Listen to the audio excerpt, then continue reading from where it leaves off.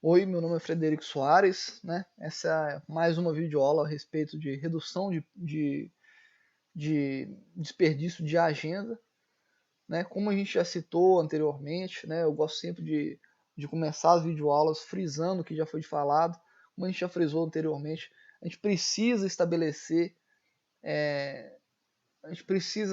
um controle sobre os gastos, os desperdícios de agenda, ou seja, a gente não pode deixar que as agendas sejam desperdiçadas sem que alguém assine, né? A gente vai gerar um padrão, sim, para anotações de desperdício, mas como a gente já falou, a OS é um dos principais veículos, né, o que a gente pode utilizar para anotar lá quem foi o responsável por aquela perda de agenda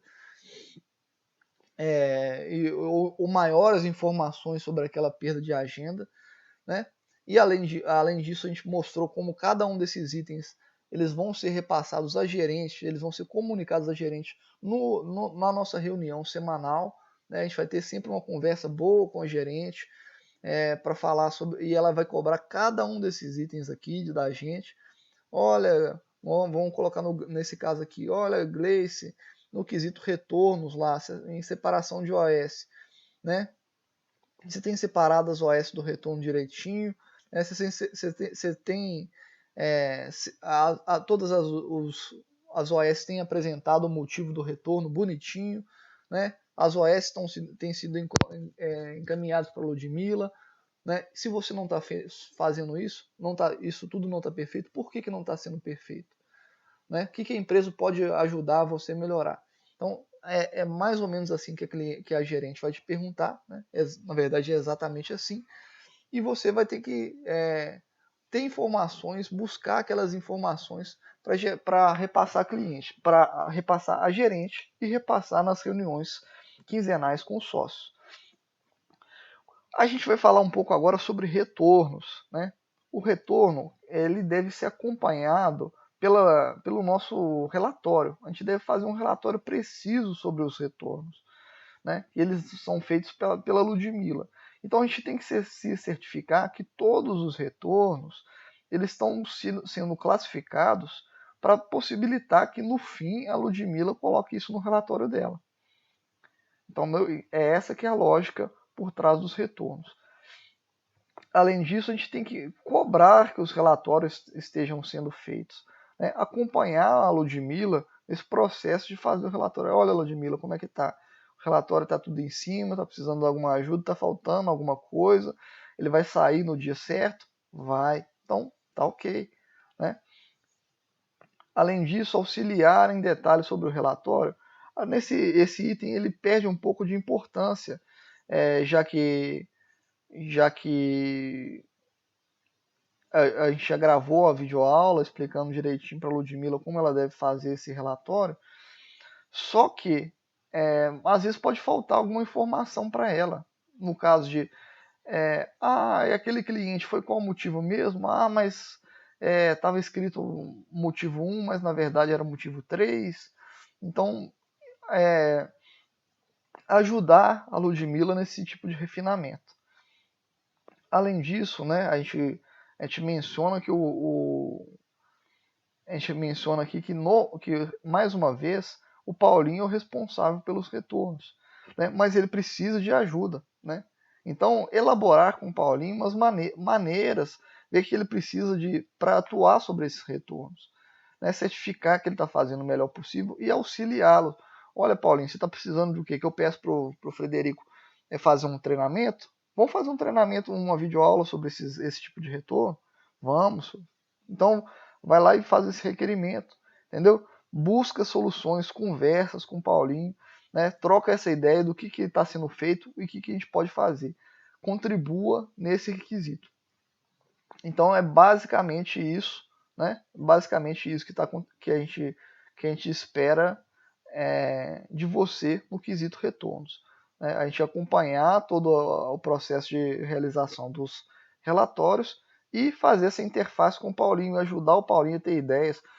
Como a gente já viu que tem diversos itens aqui que tem interface com o Paulinho, reúna-se com o Paulinho, né? Chame o Paulinho para uma reunião, para uma reunião semanal. Oi, Paulinho, vamos conversar agora toda sexta-feira sobre esse assunto. A gente pega lá o nosso fichário e cada um anota o que a gente pode fazer, a gente troca uma ideia para a gente ter uma ideia mais construtiva sobre esses temas.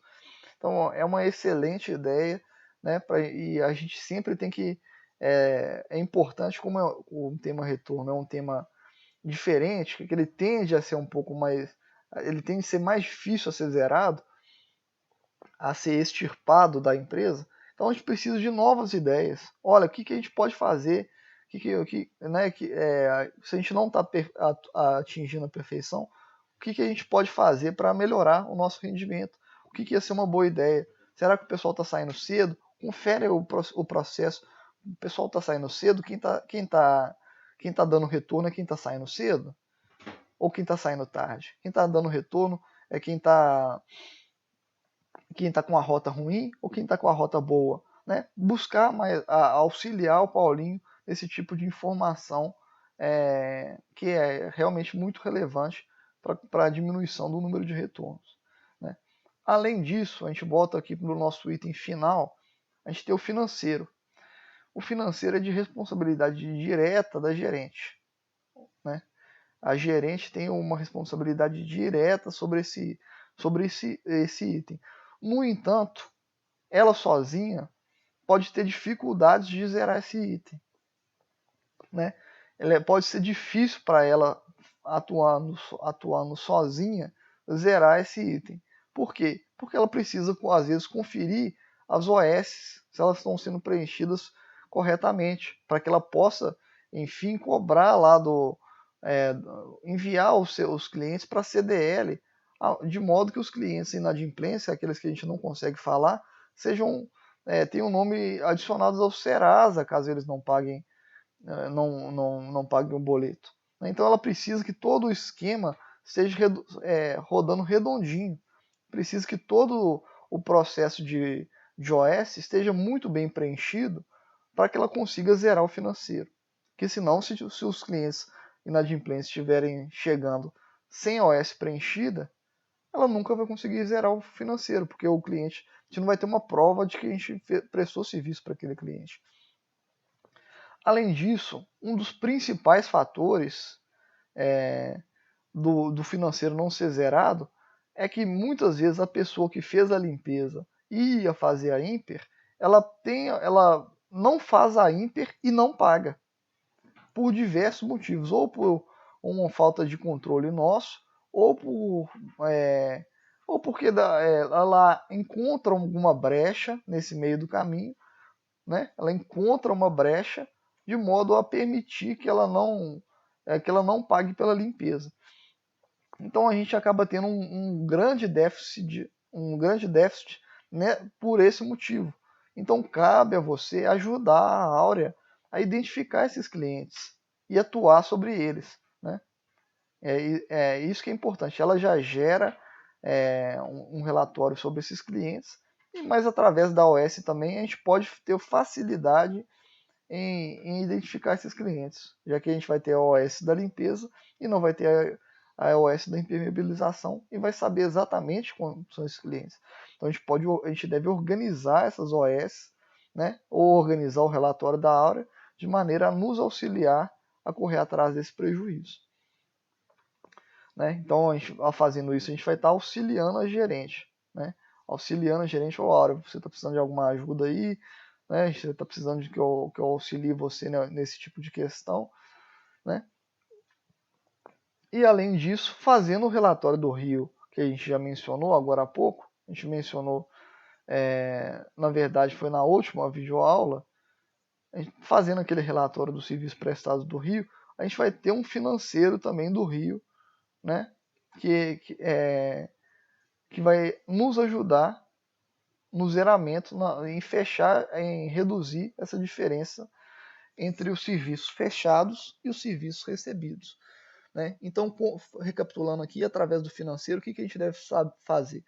Certificar que as OS estão sendo bem preenchidas e dá para a gente cobrar através dessas OS. O cliente assinou, está tudo assinado. Todo mundo que está fazendo a limpeza está fazendo a IMPER e está pagando por isso. Né? Fazendo isso, a gente auxilia a gerente e a gente está fazendo um relatório do rio. Então é basicamente isso que a gente deve fazer para a gente reduzir esses desperdícios. E claro, todas as ideias que surgirem nesse meio tempo são mais do que bem-vindas, né? Então, com isso a gente põe fim a essa videoaula e até o próximo encontro. Até mais.